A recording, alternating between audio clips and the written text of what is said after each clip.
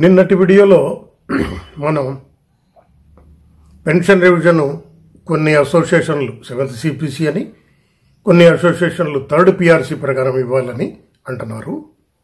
రెండిట్లో ఉన్న తేడా ఏంటి అనేది డిస్కస్ చేశాం.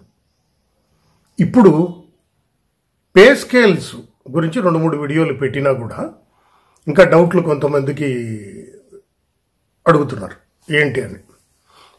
అయితే ఇక్కడ ఫండమెంటల్ థింగ్స్ 2-3 గుర్తు చేసుకోవాలి. ఏంటంటే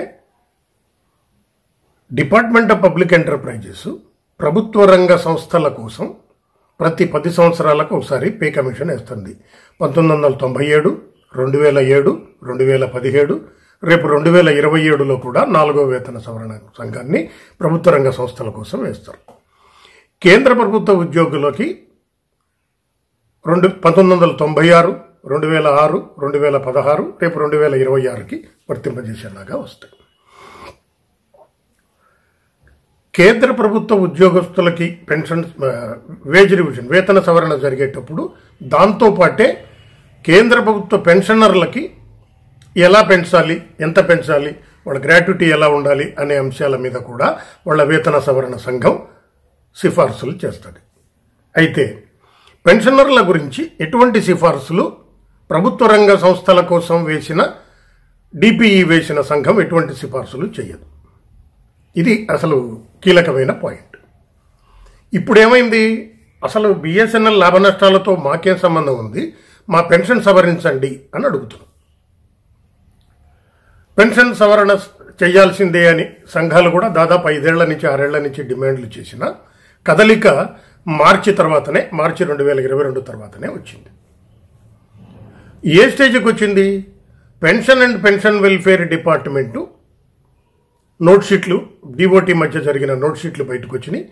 ఆ నోట్ షీట్లలో సూత్రప్రాయంగా పెన్షన్ రివిజన్ బిఎస్ఎన్ఎల్ ఎంప్లాయీస్తో సంబంధం లేకుండా 0%తో చేయడానికి అంగీకరిస్తున్నాము.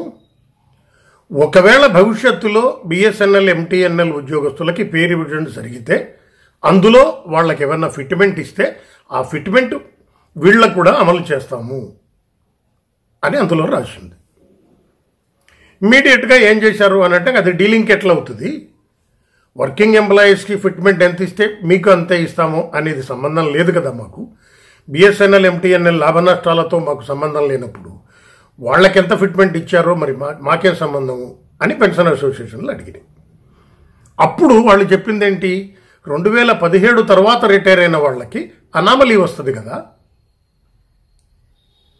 ఫిట్మెంట్ కొంతమందికి ఇచ్చి ఇవ్వకపోతే, రిటైర్ అయిన వాళ్ళకి ఇచ్చి రిటైర్ కానీ వాడికి ఇవ్వకపోతే అనామలీను అబరేషన్స్ ఏర్పడతాయి కదా, దీన్ని ఎట్లా సవరించాలి అని అంటే దానికి పెన్షన్ అండ్ పెన్షన్ వెల్ఫేర్ వాళ్ళు ఏం చెప్పారు, ఎంత డిఏ ఉంది 1/1/2017 నాటికి ఆ డిఏ కలిపి ఫిట్మెంట్ మీరు ఎంత ఇస్తున్నారో కలపండి, నోషనల్గా అంటే డబ్బులేమి ఇవ్వకుండా పేపర్ మీదనే పే ఫిక్సేషన్ చేయండి, ఆ పే ఫిక్సేషన్ చేసిన దాని మీద పెన్షన్ కంట్రిబ్యూషన్ కూడా బిఎస్ఎన్ఎల్ కట్టాల్సి ఉంటుంది.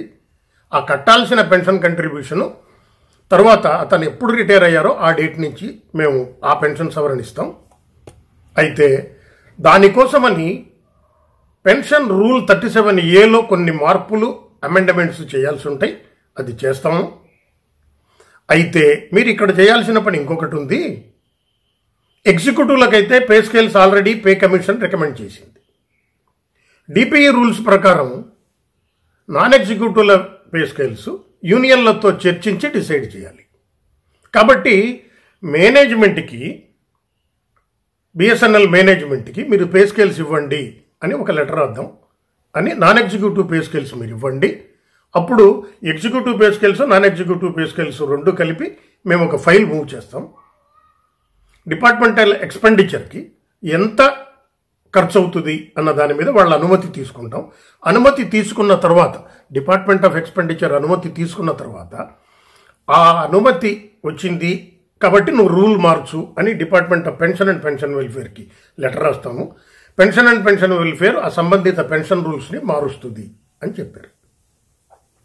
ఇమ్మీడియట్గా డిఓటీ ఏం చేసింది, బిఎస్ఎన్ఎల్ మేనేజ్మెంట్కి పే స్కేల్స్ ఇవ్వండి నాన్ ఎగ్జిక్యూటివ్స్కి అని చెప్పింది. ఎంటీఎన్ఎల్ వాళ్ళకి లెటర్ రాయిలా. బిఎస్ఎన్ఎల్కి మాత్రమే లెటర్ రాసింది. సిఎండి నేను పే స్కేల్స్ ఇవ్వడానికి ఒప్పుకుంటున్నాను, పే స్కేల్స్ ఇస్తాను అని చెప్పారు. అయితే వేతన చర్చలు 2 పర్యాయాలు జరిపినా స్కేల్స్ మీద ఒక ఏకాభిప్రాయం రాలేదు. ఇప్పుడు కొంతమంది అనేది ఏంటంటే కొన్ని పెన్షన్ అసోసియేషన్లు డిఓటీ సెక్రటరీని కలిసి లేకపోతే మెంబర్ సర్వీసెస్ని కలిసి అసలు పే స్కేల్స్తో పనేముంది సార్, 1/1/2017 నాటి బేసిక్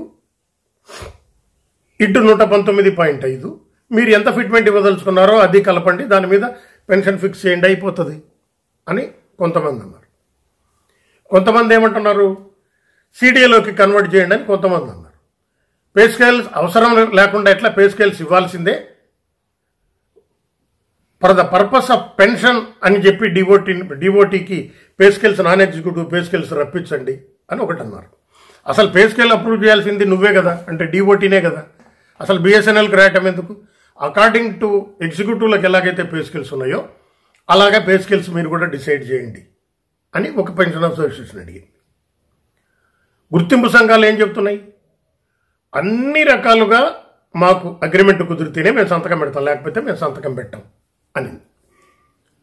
సో పే స్కేల్ అన్న అంశం ఇప్పుడు కాంట్రవర్సీకి మూల కారణం అయింది. సూత్రప్రాయంగా department of pension and pension welfare pension revision working ఎంప్లాయీస్తో సంబంధం లేకుండా చేయటానికి అంగీకరించింది. కానీ ఎలా చేయాలి అన్న దాని మీద ప్రొసీజర్ ఫాలో అయ్యే టైంలో ఫస్ట్ ముందు రూల్ మార్చాలి. రూల్ ఎవరు మార్చాలి? పెన్షన్ అండ్ పెన్షన్ వెల్ఫేర్ మార్చాలి. పెన్షన్ అండ్ పెన్షన్ వెల్ఫేర్ మార్చాలంటే ముందు డిపార్ట్మెంట్ ఆఫ్ ఎక్స్పెండిచర్ వాళ్ళ దగ్గర ఎంత ఖర్చు అవుతుందో అనుమతి తీసుకోవాలి. ఎంత ఖర్చు అవుతుందో అనుమతి తీసుకోవాలంటే ఖర్చు ఎంత అవుతుందో లెక్కేయాలి. నేను లెక్కలేయాలంటే పే స్కేల్ ఉండాలి. అర్థమైందా? లెక్క వేయాలంటే నా పే స్కేల్ ఎంత, పెన్షన్ కంట్రిబ్యూషన్ బిఎస్ఎన్ఎల్ ఎంత కట్టాలి అని అంటే ఆ స్కేల్ యొక్క మ్యాక్సిమం మీద కట్టాలి. కాబట్టి పే స్కేల్ కంపల్సరీ. ఇప్పుడు యూనియన్లతో చర్చలు లేకుండా పే స్కేల్ ఇవ్వటం సాధ్యమేనా? ఒకటి. రెండో ప్రశ్న ఏంటి, అసలు పే స్కేల్ అవసరమా కాదా? For the purpose of pension revision అని ఇచ్చే అవకాశం ఉందా? ఈ 3 ప్రధానమైన ప్రశ్నలు వస్తున్నాయి. కంపల్సరీగా ఒక ఉద్యోగి అనేవాడు సెంట్రల్ గవర్నమెంట్లోనో స్టేట్ గవర్నమెంట్లోనే ఉన్నాడు అని అంటే కంపల్సరీగా ఆ ఉద్యోగికి పే స్కేల్ ఉంటుంది. కనీస జీతం ఎంత, మ్యాక్సిమం జీతం ఎంత, ఆ ఉద్యోగి సడన్గా చచ్చిపోతే కుటుంబానికి కనీస పెన్షన్ ఎంత, మ్యాక్సిమం పెన్షన్ ఎంత, ఇవి డిఫైన్ చేయకుండా, ఇవి నిర్వచించకుండా అసలు పోస్టే ఉండదు. ఒక ఉద్యోగికి పోస్ట్ ఉంది అని అంటే కనీస జీతము, మ్యాక్సిమం జీతము, కనీస పెన్షను, మ్యాక్సిమం పెన్షను, ఈ 4 లేకుండా ఆ ఉద్యోగి పోస్టే ఉండదు. కాబట్టి స్కేలు కంపల్సరీ. ఒక జనరల్ సెక్రటరీ ఎవరో డిఓటీ సెక్రటరీని మెంబర్ సర్వీసెస్ని కలిసి లేదు అసలు పే స్కేల్తో అవసరమే లేదు సార్ అన్నారంటే ఆ రూలు అసలు కరెక్ట్ కాదు, అడిగింది కరెక్ట్ కాదు. సరే, వాళ్ళ ఆర్గ్యుమెంట్ని మనమేమి అది అట్లా ఈ రూల్ ప్రకారం నువ్వు తప్పని మనం ఏమి ఆర్గ్యుమెంట్కి దిగాల్సిన అవసరం లే. నాకున్న పరిజ్ఞానం ప్రకారం పే స్కేల్ కంపల్సరీ. అయితే pay scale for the purpose of working employee, for the purpose of pensioner. Delinking అన్న మాట మనం వాడాం కాబట్టి ఇప్పుడు ఈ 2 పదాలు వచ్చినాయి. ఏంటి? వర్కింగ్ ఎంప్లాయీ రిటైర్ అయ్యేటప్పటికి అతను స్కేల్ ఎంత మారాలి అంటే 1/1/2017 తర్వాత అతను రిటైర్ అయితే, సపోజ్ 2019లోనో 2020లోనో అతను రిటైర్ అయితే, అతను రిటైర్ అయ్యే నాటికి అతని లాస్ట్ పే డ్రాను పే కమిషన్ అమలు చేసినా చేయకపోయినా వర్కింగ్ ఎంప్లాయీకి రిటైర్ అయ్యే వాళ్ళకి నోషనల్గా ఇస్తాను అని చెప్తున్నారు. కాబట్టి పే స్కేలు మారాల్సిందే. పే స్కేల్ ఎవరికి మార్చాలి? వర్కింగ్ ఎంప్లాయీకి ఇంకా మారలేదు కదా, మాకు సంబంధం లేదు కదా. కాబట్టి for the purpose of pension అని అడిగితే మారే అవకాశం ఉంటుంది. ఇప్పుడు పెన్షన్ అసోసియేషన్లు పే స్కేల్ ఇవ్వండి, for the purpose of pensioners ఇచ్చేయండి అని అడగాల్సిన అవసరం ఉంది. పే స్కేల్ అవసరమే. పే స్కేలు లేకుండా ఒక ఉద్యోగికి లీనే ఉండదు. లీన్ అంటే అసలు ఉద్యోగమే ఉండదు. ఒక పోస్ట్ క్రియేట్ అయినప్పుడు ఆ పోస్టు కనీస వేతనము, మ్యాక్సిమం వేతనము, మధ్యలో ఉద్యోగి చచ్చిపోతే కుటుంబానికి కనీస పెన్షను, మ్యాక్సిమం పెన్షను ఎంత అనేది కంపల్సరీగా డిఫైన్ చేయాలి. పే స్కేల్ లేకుండా ఒక ఉద్యోగమే ఉండదు. కాబట్టి పే స్కేల్ కంపల్సరీ. రెండో అంశం ఏంటి? పే స్కేల్ లేకపోతే అవసరమైంది సార్ అనేవాళ్ళు సమాధానం చెప్పాల్సిన మరొక అంశం ఏంటంటే, స్కేల్ మ్యాక్సిమం మీద కదా మనం పెన్షన్ కంట్రిబ్యూషన్ కట్టేది. స్కేలే లేకపోతే మ్యాక్సిమం ఎట్లా వస్తుంది, బేసిక్ ఎట్లా వస్తుంది? కాబట్టి కంపల్సరీగా పే స్కేల్ కావాలి. అయితే పే స్కేలులో ఉద్యోగస్తుల కోసం వేతన ఒప్పందం కుదుర్చుకుంటున్నారు, పెన్షనర్ల కోసం కాదు. పెన్షనర్ల కోసం ఉద్యోగ సంఘాలు లేవు, పెన్షన్ అసోసియేషన్లు ఉన్నాయి. కాబట్టి పెన్షన్ అసోసియేషన్లకి వేతన చర్చలతో సంబంధం లేదు.